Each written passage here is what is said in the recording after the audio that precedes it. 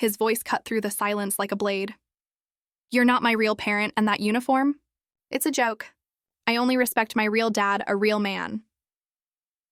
I stood frozen in my living room, still in full patrol uniform, the badge on my chest catching the soft evening light streaming through the windows. My daughter Sophie stopped mid-step in the hallway, her eyes wide with shock. My husband Daniel went pale, his newspaper lowering slowly to his lap. And Ethan? My 16-year-old stepson stood tall, arms crossed, defiant and smug, as if he had won some invisible war that had been raging since the day I moved into this house. 2 years of trying. 2 years of cooking his favorite meals, driving him to soccer practice, attending every parent-teacher conference, and being met with nothing but contempt. But this was different. This wasn't just teenage rebellion anymore. "What did you just say to me?" My voice was quiet, controlled, the same tone I used during tense situations on patrol. "You heard me?" Ethan smirked, glancing at his father as if expecting support. "Dad and I were fine before you came along with your rules and your badge. Nobody cares about a woman playing cop." Daniel finally found his voice. "Ethan, that's enough. Apologize to Maria right now." But his words were weak, his reprimand hollow, just like every other time he'd pretended to stand up for me. Too little, too late, and everyone in the room knew it. I didn't yell. I didn't cry. I simply turned around, walked to my office, and closed the door behind me. My hands were steady as I unlocked my safe, the one place in this house that was truly mine. Inside were my service weapon, my medals from Afghanistan, my Purple Heart, and the deed to this house that I had purchased long before Daniel and Ethan entered my life. I sat in my chair, staring at the framed photo on my desk, me in my Air Force uniform 8 years ago, arm around Sophie when she was just 9. We had survived so much together after her father died. The lonely nights, the PTSD episodes, the double shifts just to afford her private school tuition after she was bullied for being a cop's daughter. A soft knock interrupted my thoughts.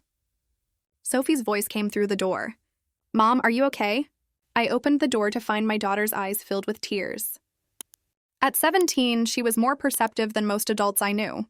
She stepped into the room and closed the door behind her. "He had no right to say those things to you," she whispered fiercely. "Dad just sent him to his room like he's 5 instead of 16. Like that fixes anything." I pulled her into a hug, inhaling the familiar scent of her shampoo. "It's okay, sweetie." "No, it's not." She pulled back, her expression serious beyond her years. "I saw what he did to your metal case last week, Mom. He didn't just knock it over like he claimed. I saw him laughing when the glass broke. And Dad just helped him clean it up without saying anything." My chest tightened. The case had contained not just my Purple Heart, but also the only photo I had of Sophie's father in uniform. The glass had been shattered, the frame bent. Daniel had dismissed it as an accident, and I had chosen to believe him for the sake of peace. "This isn't working, is it?" Sophie asked quietly. I didn't answer immediately. When Daniel and I married 2 years ago, it had seemed like a second chance at happiness. A respected detective and a single father, we understood each other's lives, the demands of our careers, the challenges of parenting. Or so I thought. "I don't know, honey," I finally admitted. "But something needs to change." That night, I lay awake beside Daniel, listening to his even breathing. He had attempted a half-hearted conversation when he came to bed, saying that Ethan was just going through a phase and that I was taking it too personally. When I mentioned the metal case, he sighed and said I was being too intense, his favorite word whenever I expressed any emotion stronger than mild disappointment. Too intense. After serving 2 tours in Afghanistan, after 15 years wearing a badge, after raising a daughter alone while recovering from a spinal injury that still woke me up on cold nights, now I was too intense for wanting basic respect in my own home. At 3 a.m., I made my decision.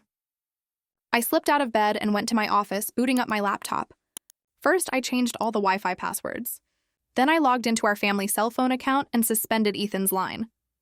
I removed his access to the streaming services I paid for, canceled the subscription to his gaming platform, and changed the password to the smart TV. Next, I called Jennifer, my lawyer and longtime friend from my days at the academy. "Maria?" Her voice was groggy with sleep. "It's the middle of the night. Is everything okay?" "I need to know my legal rights as the sole owner of my house," I said quietly. "And I need to know what I can and cannot do regarding my stepson who lives here." There was a pause, then the sound of papers shuffling. Jennifer was always prepared, even at 3 a.m. This sounds serious. Do you want to come in tomorrow?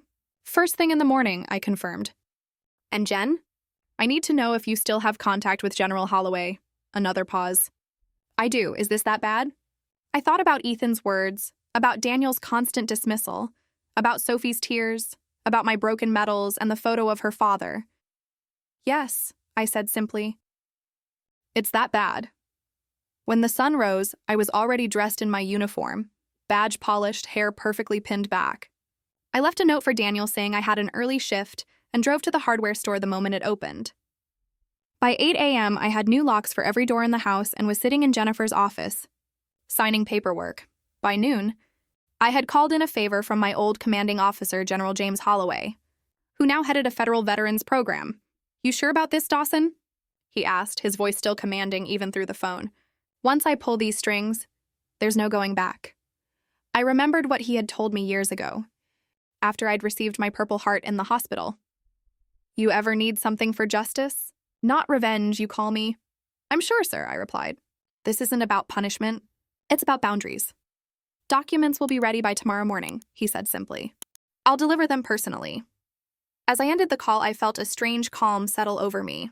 For too long, I had allowed my uniform, everything it stood for, to be disrespected in my own home.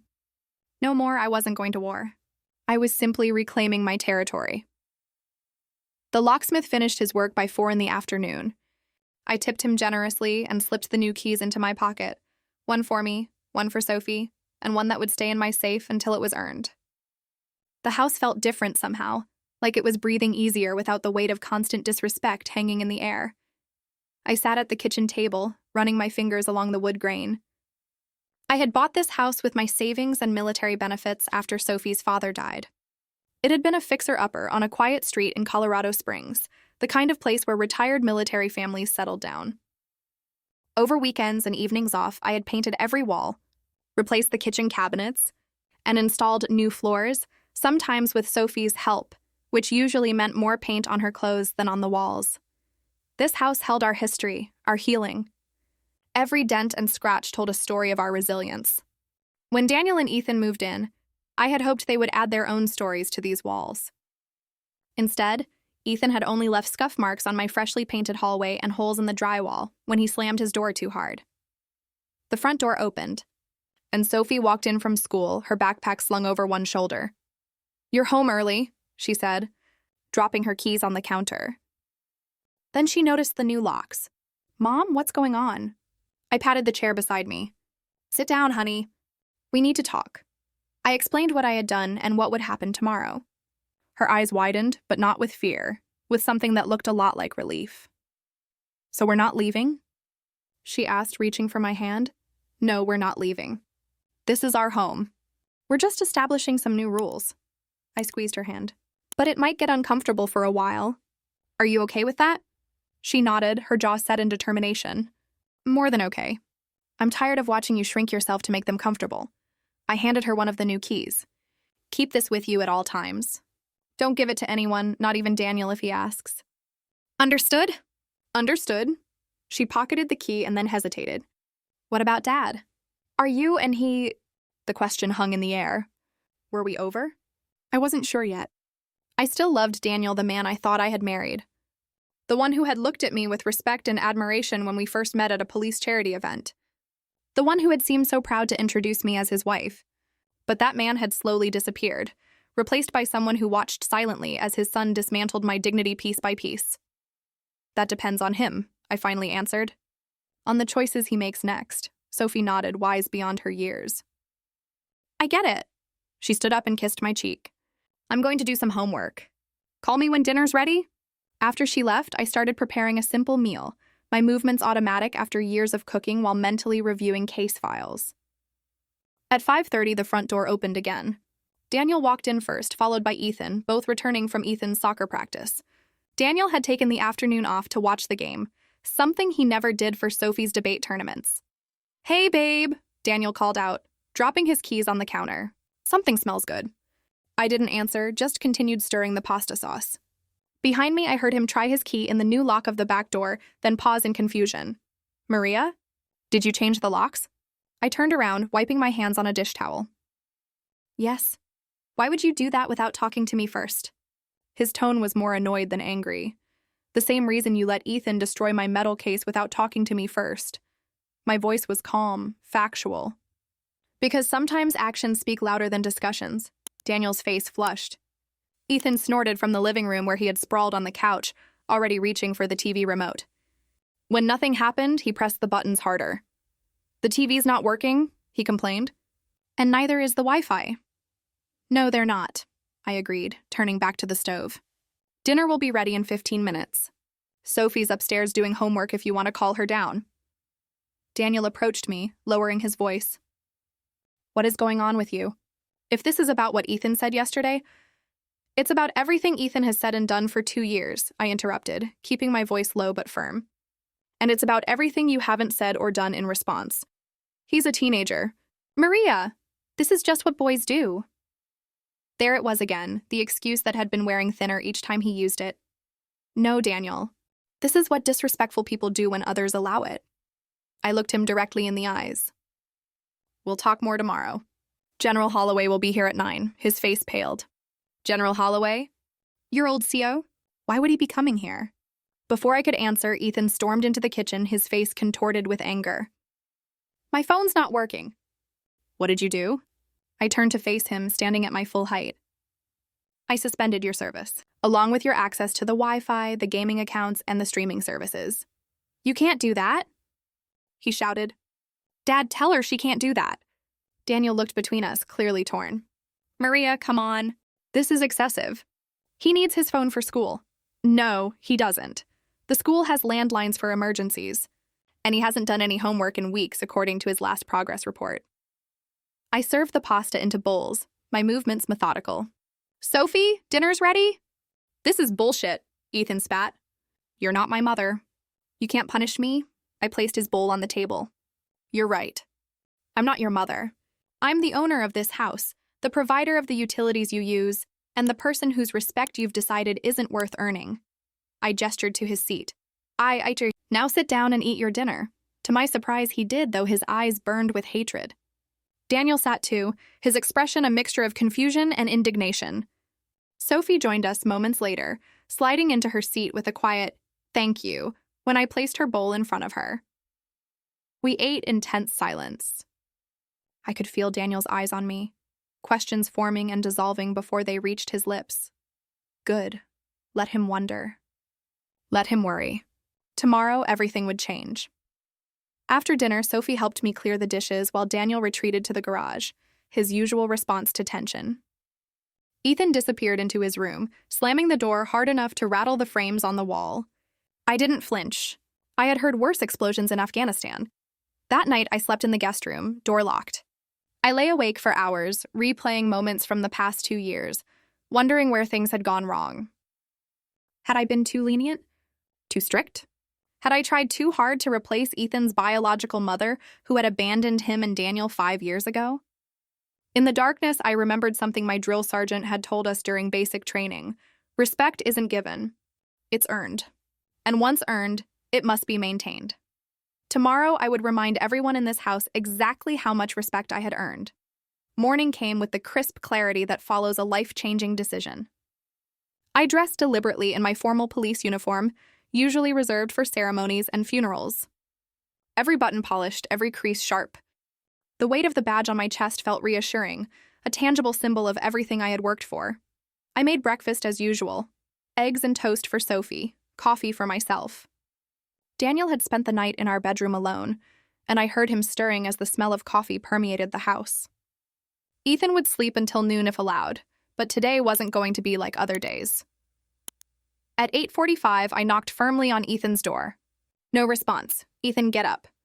You need to be downstairs in 15 minutes. A muffled curse came through the door. Go away. It's Saturday. 15 minutes, I repeated, then walked away without argument. In the kitchen, Daniel was pouring himself coffee, his expression guarded. Are you going to tell me what's happening? Why is General Holloway coming here? You'll find out when he arrives. I sipped my coffee, meeting his gaze steadily.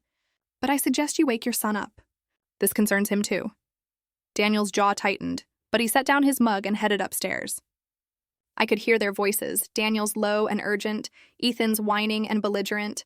Sophie sat at the island counter, textbook open but eyes focused on me. "Are you okay, Mom?"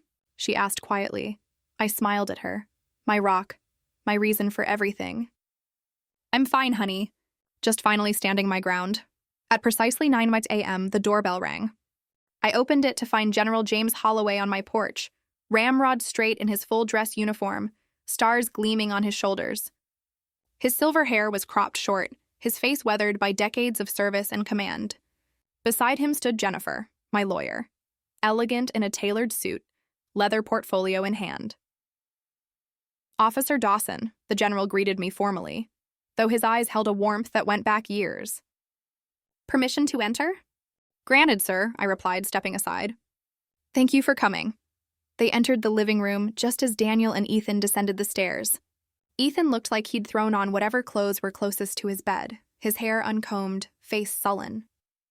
He froze when he saw the general, his adolescent bravado faltering in the face of military authority. Daniel stared in confusion. "What's going on here?" General Holloway stepped forward, his presence filling the room. "Mr. Harris, I presume?" "General James Holloway, United States Air Force." He didn't offer his hand. "I'm here on official business regarding this property and its status under Federal Service Code." Jennifer moved to the dining table, opening her portfolio and spreading out several documents. "Mr. Harris, Ethan, please take a seat. We have some matters to discuss." Daniel looked at me, bewilderment turning to anger. "Maria, what is this? Some kind of intimidation tactic?" "This isn't a tactic, Daniel.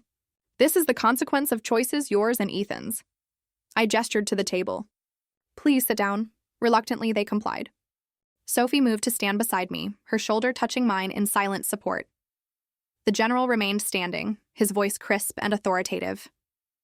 "As of 0800 hours this morning, this property at 1742 Pine Ridge Drive has been registered under the Federal Service Members Property Protection Act, Section 114-3, as the primary residence of a decorated combat veteran and active law enforcement officer." Jennifer slid a document toward Daniel. "This is the original deed to the home, purchased by Maria Dawson in 2013, 5 years before your marriage. As you can see, the property has never been transferred to joint ownership." Daniel stared at the paper, then at me. "I know this is your house, Maria. What's your point?" "The point, Mr. Harris," General Holloway continued, "is that Officer Dawson has requested formal recognition of her property rights under federal law, which offers special protections to service members and law enforcement personnel." He placed another document on the table. "This directive, which I've personally endorsed, establishes that all decisions regarding access to this property and its utilities fall under Officer Dawson's sole authority." Ethan snorted. "This is stupid. You can't just—" "I can speak to you about respect, young man." The general cut him off, his voice like steel. "I've read Officer Dawson's service record. 2 tours in Afghanistan. Purple Heart recipient. 15 years in law enforcement with multiple commendations for bravery." He leaned forward, hands on the table. "While you were learning to tie your shoes, she was keeping this country safe. Show some respect or remain silent." The room fell quiet. I could see the color rising in Ethan's face, but for once he had nothing to say. Jennifer slid another document toward Daniel. "This outlines the new terms for residency in this home. Maria has agreed to continue providing shelter for both you and Ethan, but with conditions." She pointed to the relevant paragraphs. "All utilities, services, and amenities are now subject to earned privileges, not automatic rights. Additionally, your lease agreement, yes, lease agreement can be terminated with 30 days' notice should these conditions be violated." Daniel looked up sharply. "Lease agreement? We're married. This is my home, too." "No, Daniel," I said quietly. "This is my home that I've allowed you to live in. There's a difference, one that became very clear when you allowed your son to disrespect me under my own roof." The general straightened, hands clasped behind his back. "The United States government takes the dignity and welfare of its service members very seriously. Mr. Harris, when Officer Dawson reached out to my office about the systematic disrespect and emotional harassment she's endured in her own home, we acted accordingly." I could see Daniel's mind racing, trying to find a way out, an angle to argue. "This can't be legal. You can't just change the terms of our marriage with some military mumbo-jumbo." Jennifer smiled thinly. This has nothing to do with your marriage, Mr. Harris. This is about property rights, which exist independently of marital status. And I assure you everything here is completely legal and binding. She tapped the document. You'll note that Officer Dawson is not asking you to leave. She's simply establishing clear boundaries and consequences. Ethan pushed his chair back. This is such bullshit. Dad, are you going to let her do this? Daniel looked lost, trapped between his son's expectations and the unwavering authority before him. Maria, can we please talk about this privately? This is family business. It became more than family business when my service and my uniform were mocked in my own home, I replied evenly. When my medals were broken. When my daughter was made to feel uncomfortable in the house I've provided for her since she was a child. The general placed a hand on my shoulder. Officer Dawson has the full support of the Veterans Affairs Office and the Police Benevolent Association in this matter. He looked directly at Ethan. Young man, do you have any idea what your stepmother went through to earn her Purple Heart? Ethan shrugged, but his eyes flickered uncertainly. She pulled 3 fellow airmen from a burning transport after an IED explosion, despite having shrapnel in her own back, the general continued. She received her medal in a hospital bed while recovering from spinal surgery. That joke of a uniform you mocked? It represents sacrifice you can't begin to comprehend. Sophie stepped forward, her voice quiet but firm. I was there when Mom got the call about Dad, my biological dad. She was on duty, directing traffic at a school crossing. She kept those kids safe for another hour before her replacement arrived, even knowing her husband was dead. She looked at Ethan. That's the uniform you laughed at. Daniel's face had grown pale. I didn't know. You never asked, I interrupted. And when Ethan broke the frame that held the only photo I had of Sophie's father in uniform, you called it an accident. You never once asked what that medal or that photo meant to us? I turned to the general and Jennifer. Thank you both for coming. I believe the situation is clear now. The general nodded and reached into his jacket, pulling out a small velvet box. Before I go, I have something else. He opened it to reveal a replica of my Purple Heart. Your original was damaged, I understand. The Department of Veterans Affairs has authorized this replacement. It's not standard procedure, but sometimes exceptions must be made for exceptional people. Tears pricked at my eyes as I accepted the box. Thank you, sir. He smiled, then turned serious again, addressing Daniel and Ethan. Gentlemen, I suggest you carefully consider your next actions. Officer Dawson has chosen a path of boundaries rather than banishment. That shows remarkable restraint and grace qualities you would do well to recognize and respect. After they left, a heavy silence filled the house. Daniel stared at the documents before him, shoulders slumped. Ethan sat rigid in his chair, eyes fixed on the table. What happens now? Daniel finally asked. That depends on both of you, I answered, my voice steady. I've established boundaries. Whether you choose to respect them or not will determine what our future looks like. For the first time in 2 years, I felt the weight lifting from my shoulders. Whatever happened next, I had reclaimed my dignity, my home, and my peace of mind. And in this moment, that was enough. The next 48 hours passed in a strange limbo of tension and silence. Daniel moved his things into the guest room without being asked, a tacit acknowledgement that our marriage had shifted into uncertain territory. Ethan retreated to his room, emerging only for meals, which he ate in sullen silence before disappearing again. The house felt like a demilitarized zone, peaceful, but precariously so. Sophie thrived in the new atmosphere. I noticed her laughing more, inviting friends over after school, reclaiming spaces in the house she had gradually ceded to Ethan's domineering presence. She set up her debate practice materials on the dining room table, something she'd stopped doing months ago after Ethan had accidentally spilled soda on her note cards. On Monday morning, I was sipping coffee in the kitchen when Daniel appeared, dressed for work in his detective suit, his expression guarded but determined. We need to talk, he said, pouring himself coffee. Really talk, not just issue ultimatums, I nodded, gesturing to the kitchen table.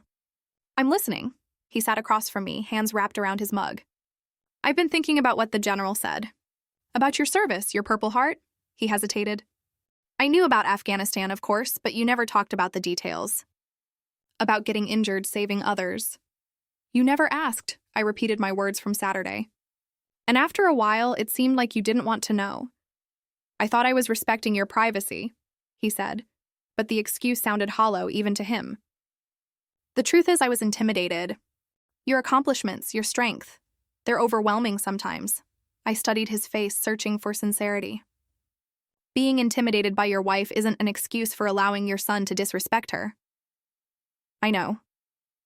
He looked down at his coffee. I've been a coward, Maria. When Kathleen left us, she tore Ethan apart. He was 11, already angry at the world, and then his mother just disappeared. No calls, no visits, nothing. I know that, Daniel.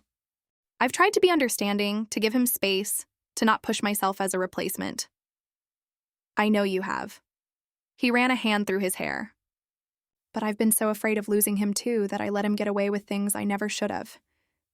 I convinced myself it was just a phase, that if I pushed back too hard, he might break. He looked up at me, eyes red-rimmed.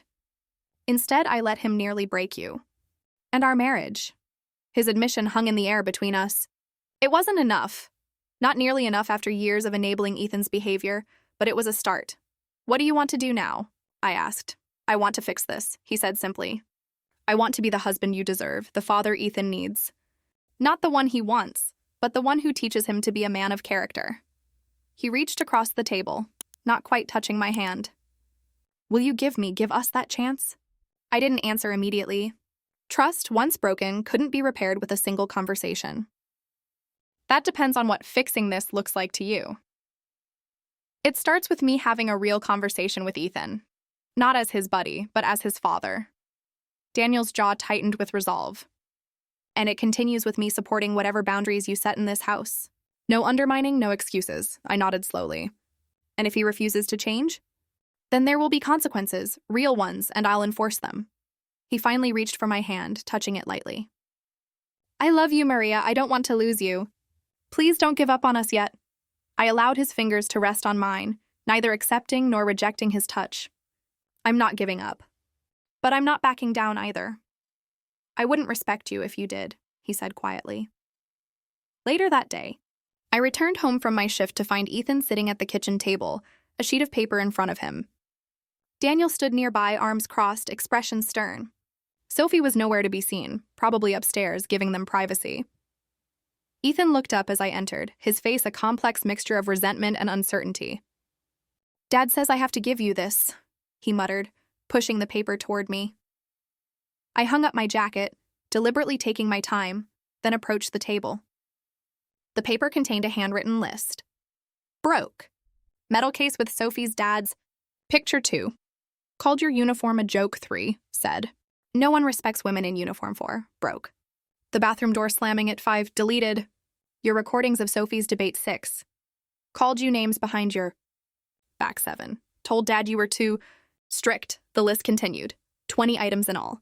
Each one a specific instance of disrespect or damage Ethan had caused over the past 2 years. At the bottom, in Daniel's handwriting, Ethan has agreed to make amends for each item on this list. We're starting with Nar 1 today. I looked up at Daniel, who nodded slightly, then at Ethan. Did you write this list yourself? Ethan shifted uncomfortably. Dad made me think of everything I did. I wrote it down. And what does making amends look like to you? He glanced at his father, who remained silent, clearly letting Ethan handle this himself. Dad says I have to do more than just say sorry. I have to actually fix things. He reached down beside his chair and lifted a shopping bag, placing it on the table. So I used the money from my savings to buy a new display case. For your medal and the picture. The gesture was small, perhaps, but significant coming from a boy who had never acknowledged any wrongdoing before. I opened the bag to find a handsome wooden display case, larger than my original, with separate compartments for medals and photographs. It's not the same as the old one, Ethan mumbled. But the guy at the store said this one is better quality. I ran my fingers over the polished wood. Thank you, Ethan. This is a good first step. Can I have my phone back now? He asked immediately, revealing that his motivation wasn't entirely pure. Daniel stepped forward. Ethan, that's not how this works. You don't get rewards for doing the bare minimum of decent behavior. Ethan's face flushed. But I bought the stupid case. What else do you want?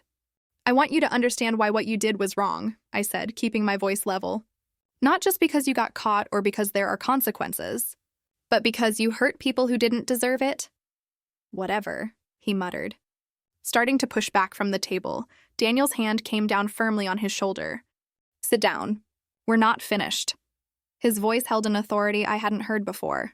You will sit here and listen to Maria. You will look her in the eye when she speaks to you. And then you will think about what she says before you respond. Is that clear? Ethan froze, clearly unused to this version of his father. After a moment, he slowly sat back down. Fine. I placed the display case on the table between us.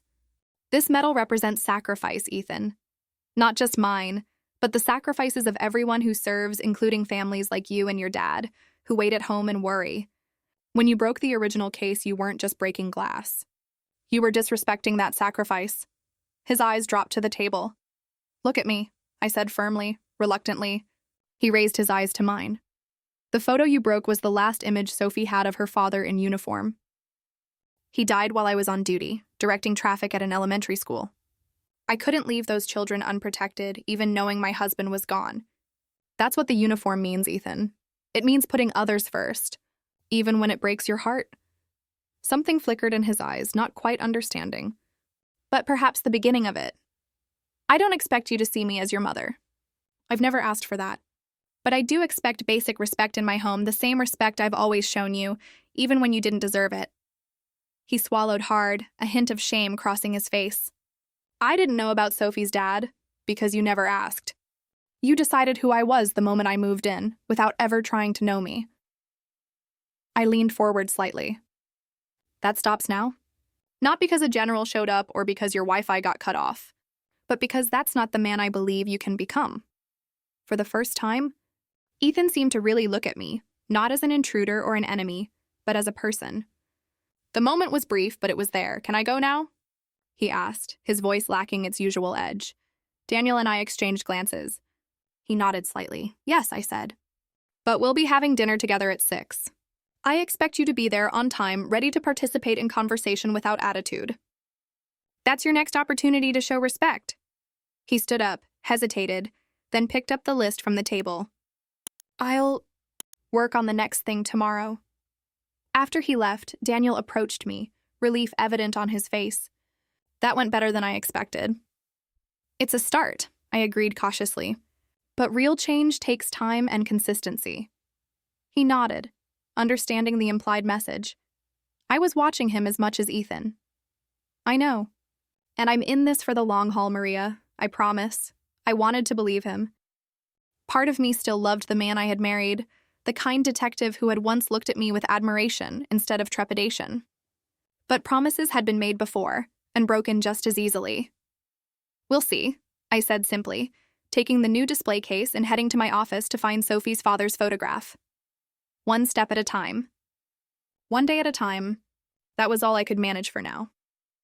3 weeks passed, each day a careful navigation through the shifting dynamics of our household. Ethan worked his way through the list of amends with varying degrees of sincerity. Some days brought genuine progress, like when he repainted the hallway he had scuffed with his soccer cleats, working diligently for an entire weekend. Other days revealed the depth of his entrenched resentment, manifesting in passive-aggressive sighs and minimal compliance. Daniel surprised me the most. The man who had spent 2 years avoiding conflict transformed before my eyes into someone who held firm boundaries and followed through on consequences. When Ethan slipped back into disrespect during the second week, Daniel immediately confiscated his soccer gear until he apologized, not to Daniel, but to me. I meant what I said, Daniel told me one night as we sat on the back porch, watching the sunset paint the Colorado mountains. I'm not letting him become the kind of man who disrespects women, especially women who serve. We weren't sharing a bedroom yet, but we had started having coffee together in the mornings and conversations like this in the evenings. Small steps toward rebuilding trust, though the road ahead remained uncertain. I had allowed Ethan limited Wi-Fi access enough for schoolwork but not gaming, and returned his phone with restricted features. Each privilege was tied to specific behavioral expectations, clearly outlined and consistently enforced. The military precision of the system seemed to provide a structure that, surprisingly, helped Ethan thrive. His grades improved, his explosive outbursts decreased, and occasionally, very occasionally, I caught glimpses of the thoughtful young man hiding beneath the anger. Sophie flourished in the new environment. She had always been resilient, but now she walked taller, spoke more confidently, and reclaimed spaces in the house that had previously been dominated by Ethan's presence. She and I resumed our Sunday morning hikes, a tradition we had abandoned shortly after Daniel and Ethan moved in. He actually asked me about the debate team yesterday, Sophie mentioned during one of our hikes, scaling a rocky path ahead of me. Ethan, he wanted to know if I was nervous about state finals. That's new, I remarked, adjusting my backpack. What did you tell him? She shrugged, reaching back to help me up a steep section. I told him the truth that I'm terrified but prepared. He just nodded and said cool before going back to his homework, but still. He's never asked me about anything before. These small moments of normalcy accumulated slowly, like sediment forming new ground beneath our feet. Not quite solid, but no longer completely unstable. Then came the real test. I was working a double shift when the call came in. A domestic disturbance at an apartment complex on the east side of town, described by dispatch as potentially volatile. My partner Rodriguez and I responded, arriving to find a chaotic scene. Neighbors gathered in the parking lot, a woman crying on the steps, and the sounds of breaking glass coming from inside the apartment. Standard procedure dictated that we secure the scene and wait for backup when signs of violence were present. But the woman's words changed everything. My daughter's still in there with him. Rodriguez and I exchanged a glance. Backup was 6 minutes out. Too long. I'll take point, I said, unholstering my weapon. Call it in. What happened next unfolded in the surreal slow motion that often accompanies critical incidents. We entered the apartment to find a man holding a kitchen knife, a teenage girl cowering in the corner. He turned toward us, eyes wild, slashing the air between us. Police. Drop the weapon! My voice was steady, my aim unwavering. He lunged not at us, but toward the girl. I moved without thinking, positioning myself between them. The knife caught my upper arm as Rodriguez tackled the man from behind. Pain bloomed, hot and immediate, but my focus remained on securing the suspect while keeping the girl safe. By the time backup arrived, the situation was under control. The man was in custody, the girl reunited with her mother, and I was sitting in the back of an ambulance, watching a paramedic stitch the 4-inch gash on my arm. You'll need to file an injury report, my sergeant said, standing beside the ambulance. And take tomorrow off. I'm fine, I insisted. It's just a cut, he raised an eyebrow. That's an order, Dawson. Get some rest. You've earned it. I didn't argue further. The adrenaline was wearing off, leaving me drained and surprisingly emotional. All I wanted was to go home, hug my daughter, and sleep in my own bed. When I finally pulled into my driveway around midnight, the house was dark except for the porch light and a lamp in the living room. I expected everyone to be asleep, but as I unlocked the door, I found Daniel waiting up, pacing the living room with his phone in hand. Maria! He rushed toward me, stopping short when he saw the bandage on my arm. Rodriguez called me. Are you okay? I'm fine, I assured him, setting down my bag. Just a few stitches. Where are the kids? Asleep. I didn't tell them, didn't want to worry them until I knew you were all right.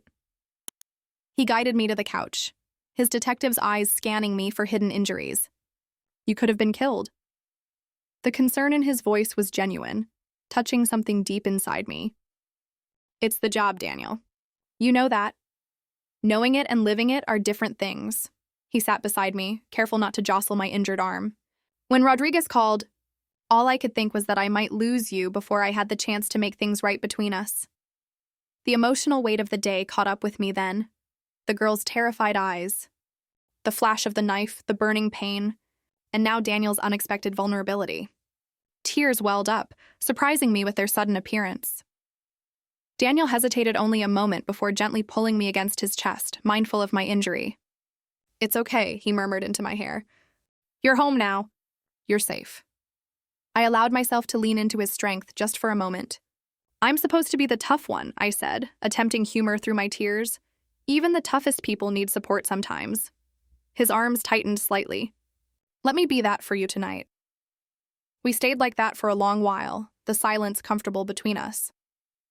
When I finally pulled away, wiping my eyes, I felt lighter somehow. I should get some sleep. Sergeant ordered me to take tomorrow off. Good. I'll call in too, Daniel said. The department owes me some personal days. I started to protest, but he shook his head. Let me do this, Maria. Let me be here for you the way you've always been there for everyone else. Too tired to argue, I nodded. As I stood to head toward the guest room that had become my bedroom, Daniel touched my hand lightly. Would it be okay if... would you mind if I stayed with you tonight? His voice was hesitant, free from pressure or expectation. Just to be close. The question hung between us, weighted with all the hurt and hope of the past months. I studied his face, searching for any sign of the old patterns, the avoidance, the placating, the fear of conflict. Instead, I found only genuine concern and a question he was prepared to hear answered with, no. I'd like that, I said finally. That night, we slept side by side for the first time in weeks, not touching except for his hand resting lightly near mine. It wasn't reconciliation, not yet, but it was a bridge being carefully rebuilt, one plank at a time. I woke the next morning to hushed voices outside the bedroom door. Checking the clock, 10:17 a.m., later than I'd slept in years, I sat up carefully, mindful of my stitches. The door creaked open and Sophie peered in. Mom? Are you awake? When she saw me sitting up, she opened the door wider, revealing Ethan standing awkwardly behind her, holding a tray. Dad told us what happened, Sophie said, approaching the bed. Are you okay? I'm fine, honey. Just a few stitches. I smiled reassuringly. Ethan stepped forward, the tray in his hands wobbling slightly. We, made you breakfast. He set it down carefully on the bedside table: toast, eggs, coffee, and what appeared to be an attempt at a pancake shaped like a badge. The gesture, so unexpected from him, rendered me momentarily speechless. The pancake was Ethan's idea, Sophie supplied. When the silence stretched. He wanted to make something special. Ethan shrugged, looking everywhere but at me. Dad said you got hurt protecting a kid. That's pretty cool, I guess. I looked at the misshapen pancake, then at the teenager who had spent 2 years treating me with contempt. Thank you, Ethan. This means a lot, he nodded, shoving his hands in his pockets. Dad's making calls in his office. He said to tell you he'll be in soon. He hesitated, then added, I'm glad you're okay. After they left, I sat in bed staring at the tray, particularly at that lumpy, badge-shaped pancake. Such a small thing, yet it represented something I had begun to think impossible, a genuine shift in how Ethan saw me. Daniel appeared in the doorway a few minutes later. How are you feeling? Better than expected, I answered truthfully. The kids brought breakfast. He smiled, sitting on the edge of the bed. Ethan's idea. He was pretty shaken when I told them what happened. He reached for my hand. I think he's finally starting to understand what that uniform really means. As I sipped my coffee, I realized something important. The boundaries I had established weren't just about demanding respect. They were creating the space for genuine respect to grow naturally. Sometimes, firm foundations had to be laid before bridges could be built. For the first time in a long while, I felt hopeful about our future as a family. Not perfect, not fixed, but moving steadily in the right direction. 1 month after the knife incident, life had settled into a new rhythm.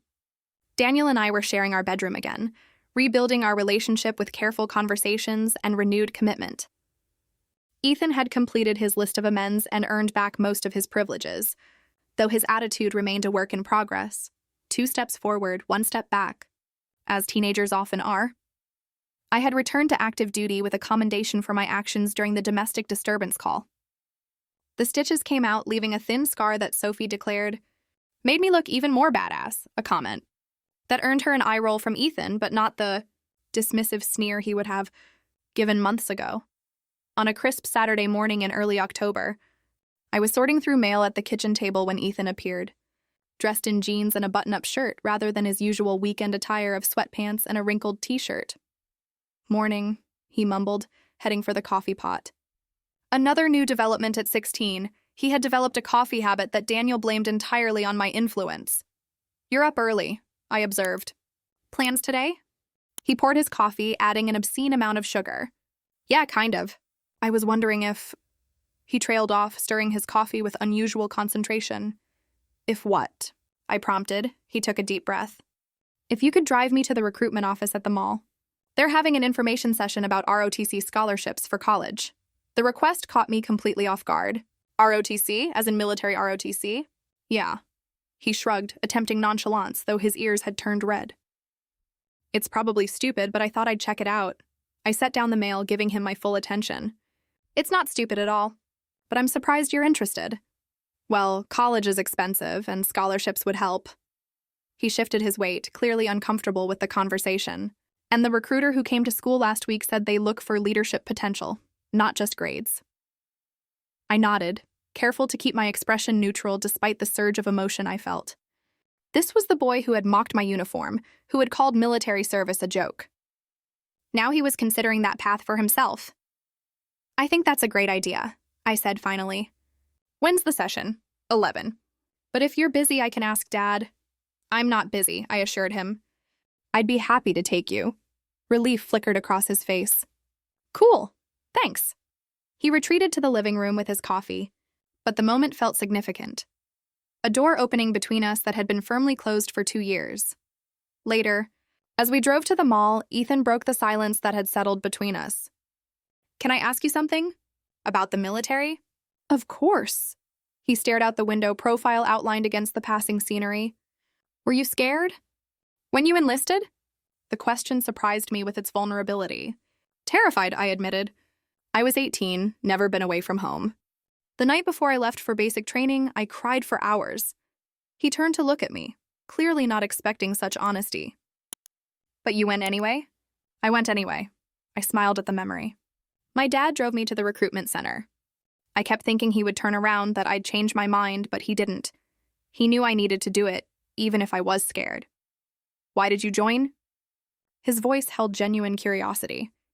I considered the question carefully. A lot of reasons. College money, like you mentioned, structure and discipline, which I needed, but mostly because I wanted to be part of something bigger than myself. I glanced at him. I was angry a lot as a teenager, had a chip on my shoulder the size of Texas. The military helped me channel that into something constructive. Ethan raised an eyebrow. You were angry? I can't imagine that. Oh, I was a handful. My poor parents.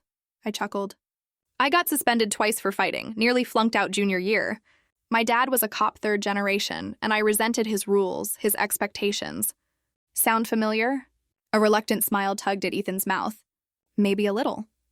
We pulled into the mall parking lot, finding a space near the entrance. Before getting out, I turned to face him fully. Ethan, whatever you decide about ROTC or college or anything else, it's your path to choose. But I want you to know I'm proud of you for exploring options, for thinking about your future. He looked down, uncomfortable with the praise but clearly affected by it. Thanks, and thanks for coming with me today. I know I don't deserve— This isn't about deserving, I interrupted gently. It's about supporting you. That's what family does. For a moment, I thought he might argue with the word family, that invisible line he had drawn between us from the beginning. Instead, he nodded and got out of the car. The information session was held in a community room at the mall. A dozen teenagers and their parents gathered to hear presentations from Army, Navy, Air Force, and Marine Corps representatives. I sat quietly beside Ethan, letting him ask his own questions, watching his genuine engagement with the material. When the Air Force captain spoke about leadership development and scholarship opportunities, I saw Ethan lean forward, his interest piqued. Afterward, as we walked back to the car, Ethan was uncharacteristically animated. The Air Force guy said they have cybersecurity programs. That's what I want to study anyway. The Air Force has excellent tech programs, I agreed. Some of the best training in the world. Would I have to, fly planes and stuff? I smiled at his concern.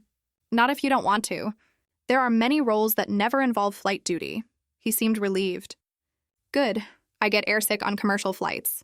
The normalcy of the conversation, the ease of it, felt like a gift. As we reached the car, Ethan stopped suddenly. Hey, there's a sporting goods store over there. Would it be okay if we checked it out? I need new cleats for soccer. Sure. I checked my watch. We have time. Inside the store, Ethan headed straight for the soccer section while I browsed nearby. I was examining a display of hiking boots when I heard a familiar voice behind me. Maria? Maria Dawson, is that you? I turned to find James Holloway not in his general's uniform but in casual clothes, a fishing vest over a flannel shirt. General, I said, automatically straightening my posture. He laughed, waving off the formality. James, please. I'm retired now, remember? Just a civilian enjoying his Saturday. He glanced toward the soccer section where Ethan was trying on cleats. Is that your stepson? Yes, that's Ethan. I hesitated, then added, We were just at an ROTC information session, actually. The general's eyebrows rose. Really? That's quite a development from when I saw him last. A lot has changed, I admitted. For all of us. He studied me with the perceptive gaze that had made him such an effective commander. You look good, Maria, at peace. That's more important than any battle won. Before I could respond, Ethan approached, a box of cleats in hand. He stopped short when he recognized the general, his confidence faltering. Ethan, you remember General Holloway? I said, bridging the awkward moment. The general extended his hand. Good to see you again, young man. Your stepmother tells me you're looking into ROTC programs. Ethan shook his hand, a touch of the old defiance returning to his posture. Yes, sir. Just looking, though. A wise approach. Gather information before making decisions. The general nodded approvingly. The military isn't for everyone, but for the right person, it can be transformative. He turned to me. It certainly was for your stepmother, one of the finest airmen I ever commanded. I felt a rush of pride at his words, made sweeter by the fact that Ethan was hearing them. Thank you, sir. I mean it. He addressed Ethan directly now. Did you know she refused evacuation after being injured? Insisted on helping her team secure the area first. That kind of leadership can't be taught. It's either in you or it isn't. Ethan glanced at me, something like respect flickering in his eyes. No, I didn't know that, the general smiled. Well, I won't keep you folks from your shopping. But Ethan, if you have questions about Air Force ROTC specifically, your stepmother has my number. I'm always happy to talk with prospective cadets. After he left, Ethan was unusually quiet as we paid for his cleats and headed back to the car. Finally, as we pulled out of the parking lot, he broke the silence. Was that true? What he said about you being injured and not leaving? I kept my eyes on the road, uncomfortable with self-promotion. Yes, that happened during my second tour. It wasn't as heroic as he makes it sound, though. I just did what needed to be done. That's what he meant, isn't it? About leadership being something you either have or don't. Ethan was looking at me now, really looking. You just do what needs to be done, even when it's hard or scary. The insight surprised me coming from a teenager, especially this teenager. That's a good way to put it, yes. We drove in companionable silence for a while before Ethan spoke again. I'm sorry for what I said about your uniform. About it being a joke. His voice was quiet but clear. I didn't understand what it meant. The apology, freely given without prompting, meant more than all the forced amends on his list. Thank you, Ethan. That means a lot to me. The general seems to really respect you, he continued. Everyone does, Dad, Sophie, the officers at your station.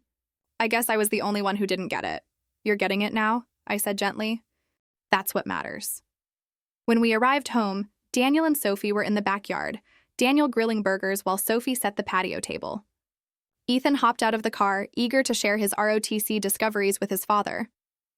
I watched from the driveway as Daniel listened attentively, his face lighting up with pride.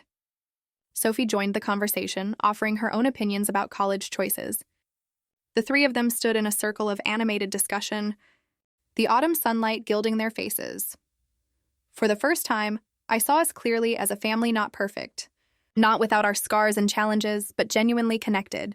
The boundaries I had established hadn't driven us apart. They had created the foundation for something stronger to grow. I joined them in the backyard, stepping into the circle that opened naturally to include me. As Daniel handed me a cold drink, his fingers brushing mine with deliberate affection, I felt a deep sense of rightness settle over me.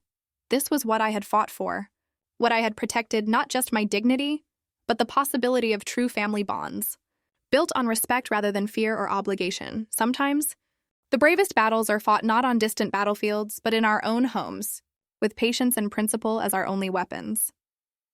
The Colorado winter arrived with a vengeance, blanketing our neighborhood in thick snow that transformed the landscape into something from a holiday card.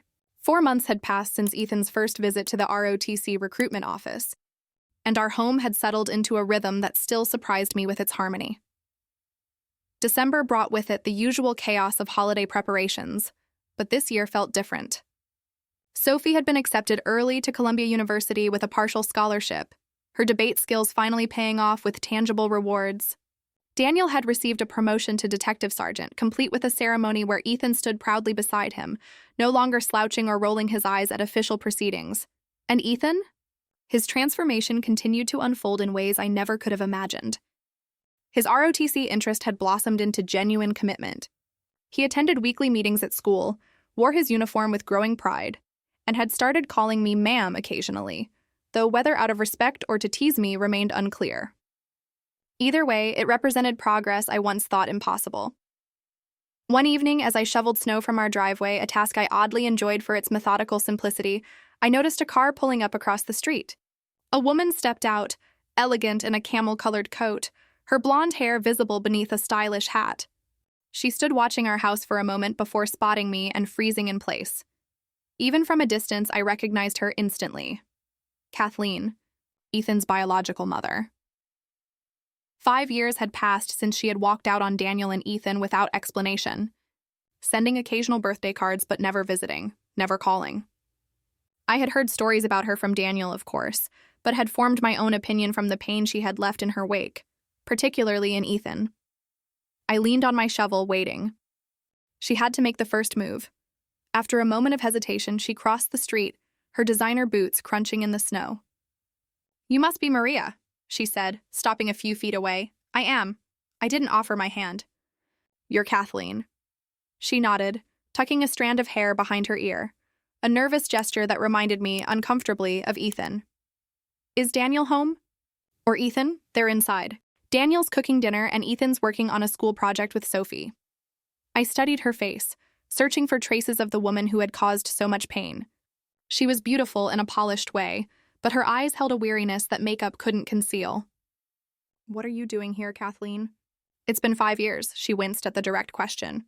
"I know. I have no excuse that would make sense to anyone but me." She looked toward the house where warm light spilled from the windows. "I came to see my son. To try to explain if he'll listen. Why now?" The protective instinct that had grown around Ethan, despite our rocky beginning, flared within me. "I've been in therapy for the past 3 years," she said quietly.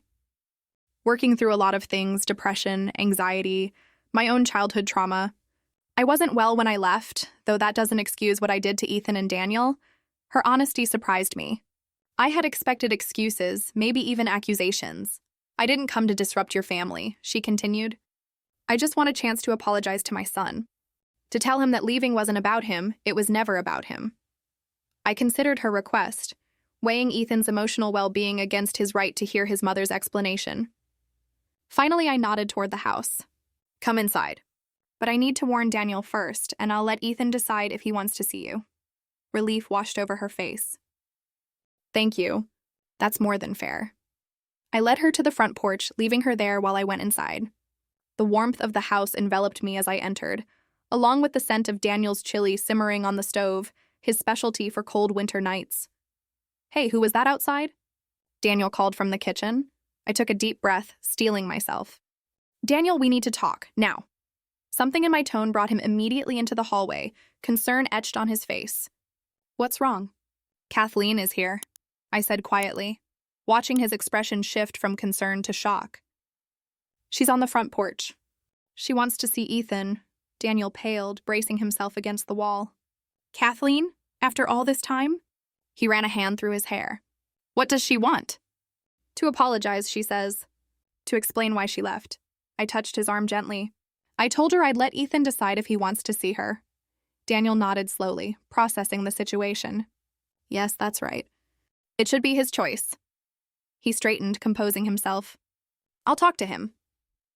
I waited in the hallway as Daniel went upstairs to Ethan's room, where he and Sophie were working on a history presentation.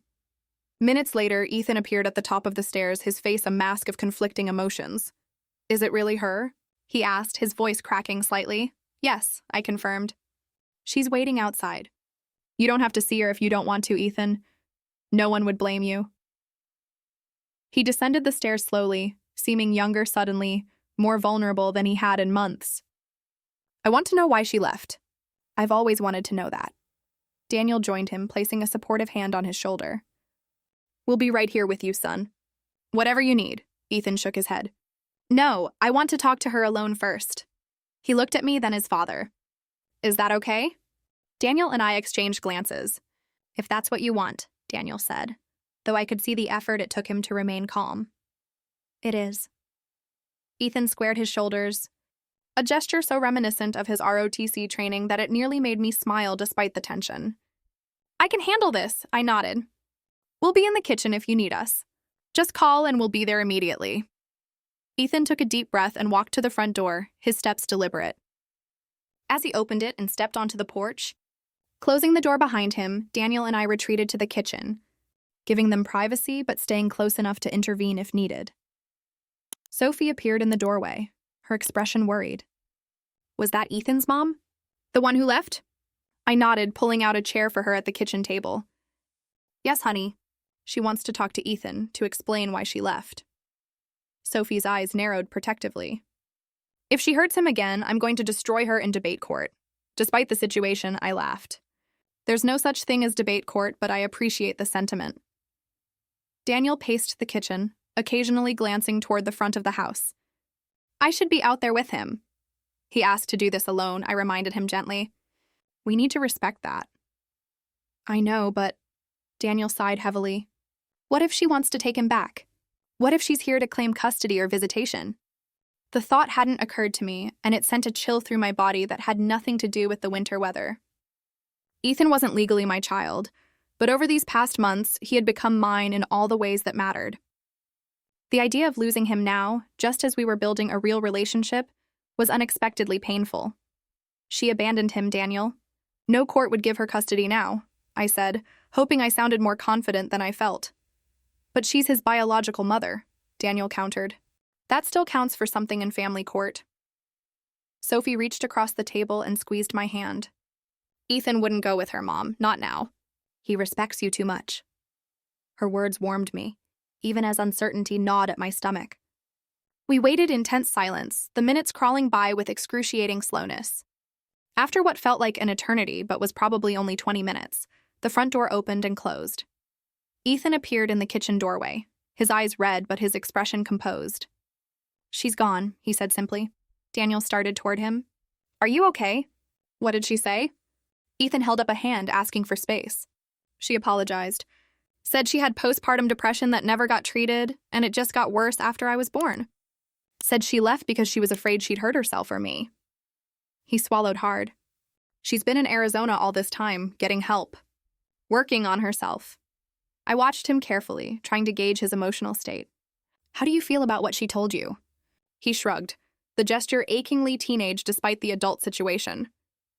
"I don't know yet. She gave me her number, said I could call if I wanted to talk more." He looked at his father.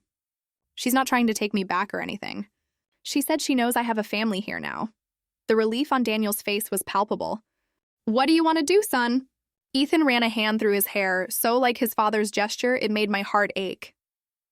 "I don't know that either. I need to think about it." He glanced at the stove.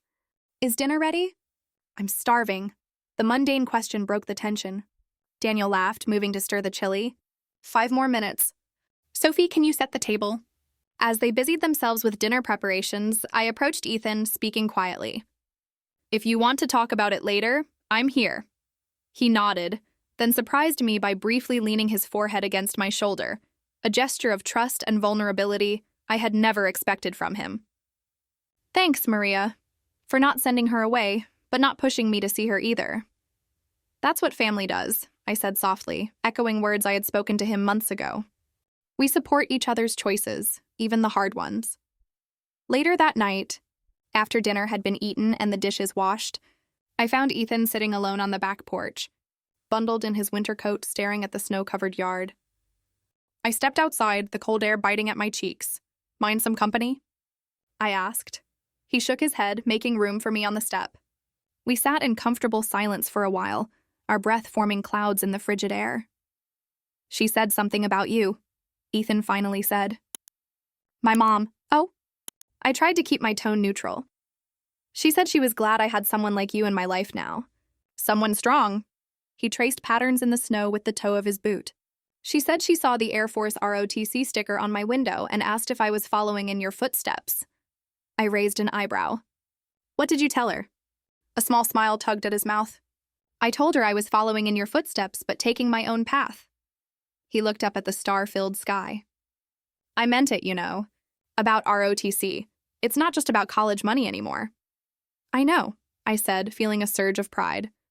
I've seen how committed you've become. When she left, I was so angry all the time. At her, at Dad, at everyone. He continued drawing in the snow. I think that's why I hated your uniform so much at first. It represented everything I wasn't disciplined, respected, part of something important. The insight, so mature and self-aware, took my breath away. And now? Now I understand better. About her, about you, he shrugged. About myself, I guess. I bumped his shoulder gently with mine. That's called growing up, Ethan. You're doing it pretty well, all things considered. He smiled a real smile, not the sarcastic smirk of months past. Thanks, ma'am. The title, delivered without irony for perhaps the first time, settled around my heart like a warm blanket against the winter chill.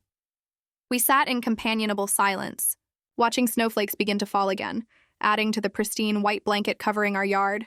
In that moment, despite the complicated emotions of the day, I felt a profound sense of peace, the kind that comes not from the absence of storms, but from weathering them together.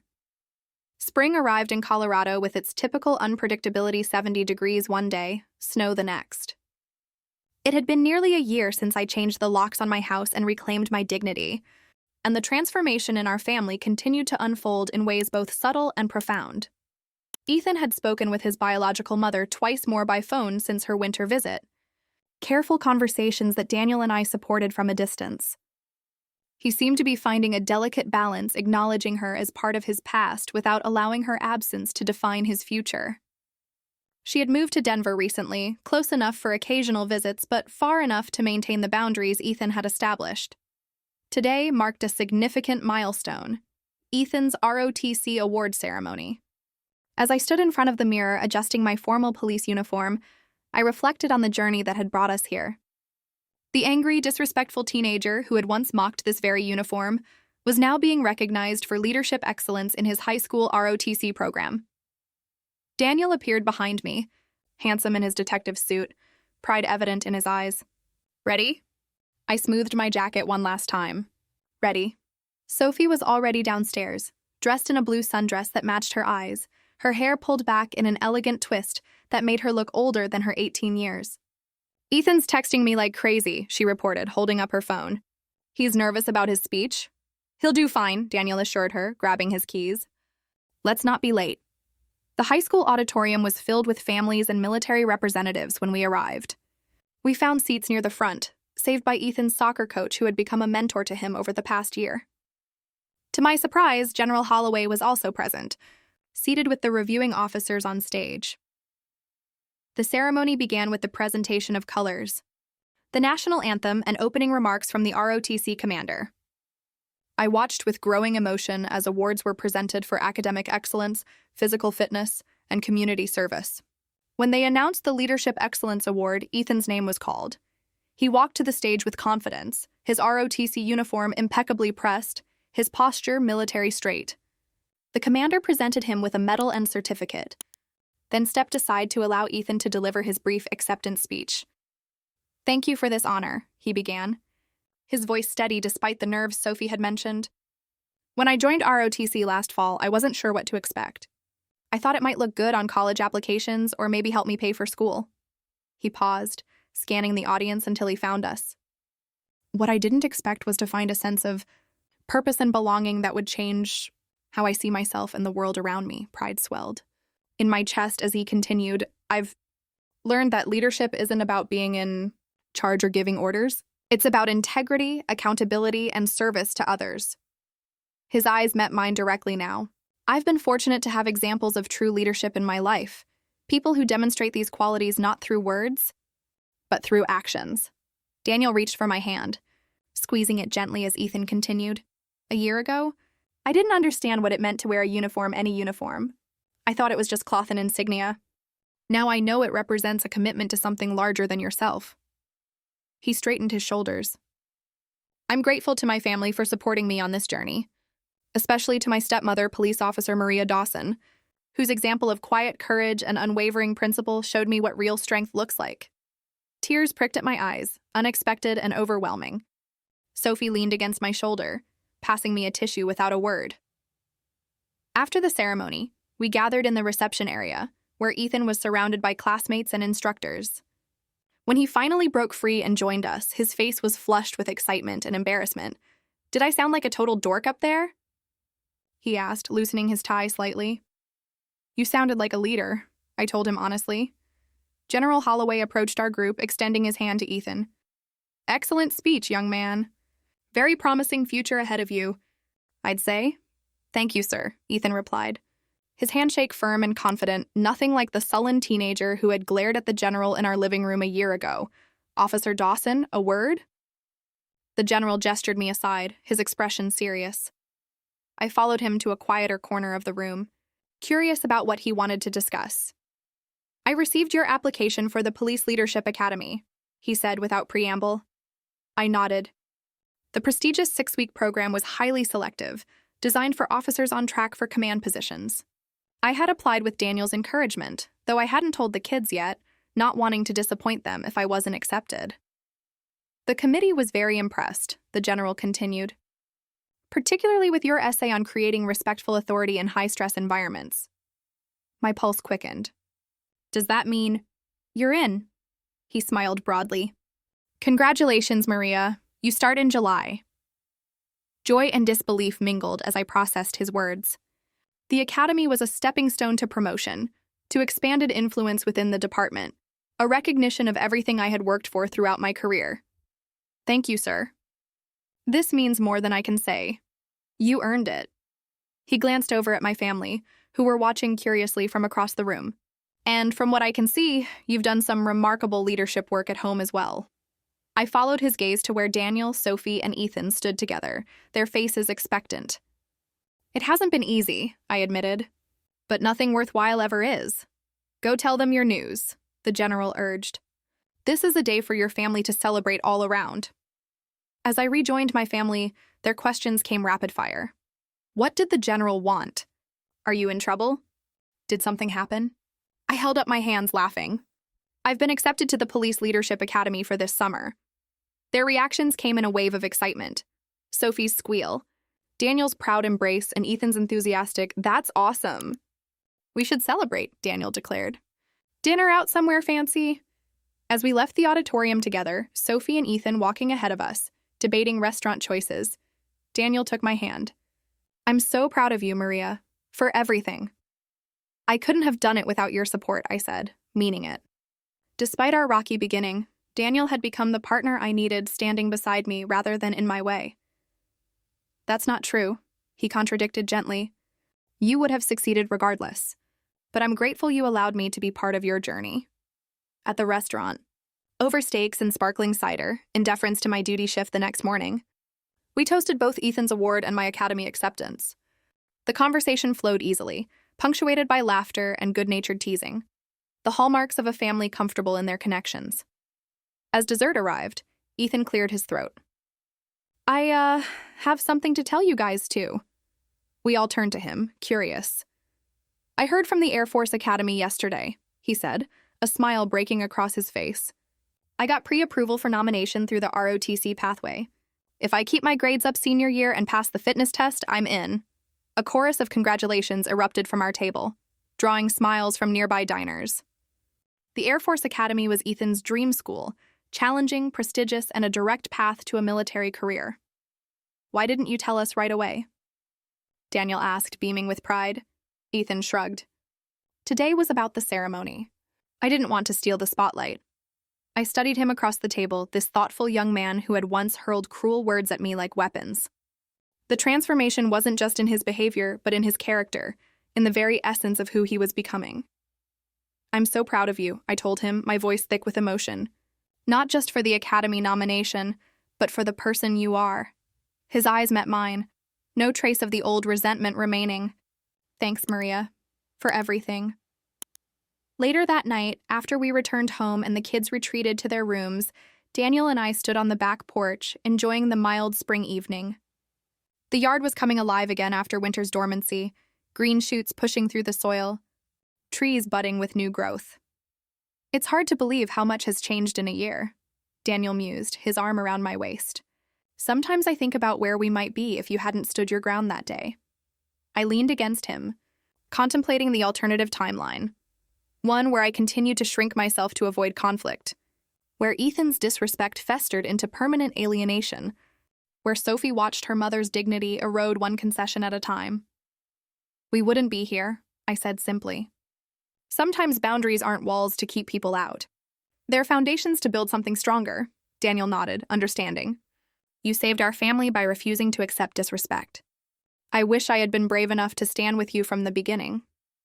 You're standing with me now, I reminded him. That's what matters.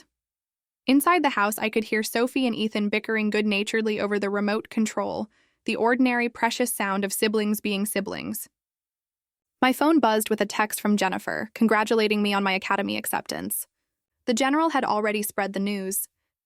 I thought about the journey that had brought us here, from that moment of painful clarity in my living room, when Ethan's words had cut through my patience like a blade, to this evening of shared celebration and genuine connection. The uniform he had once mocked now represented something he aspired to wear himself.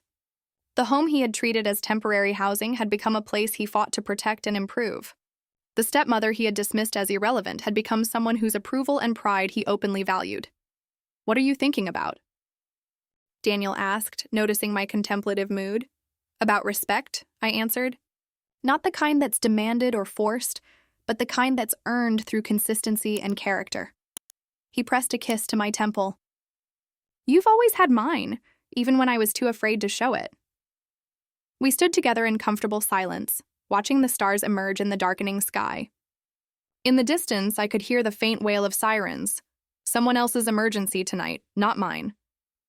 Tomorrow, I would put on my uniform again, pin my badge to my chest, and step into the world ready to serve and protect. But tonight, I was simply Maria, surrounded by the family I had fought for and won, not through force or ultimatums, but through unwavering dignity and quiet strength. Because in the end, respect doesn't come from blood or titles or legal documents. It comes from character, from being the kind of person others aspire to become. And in my house, uniform or not, I had earned every ounce of mine.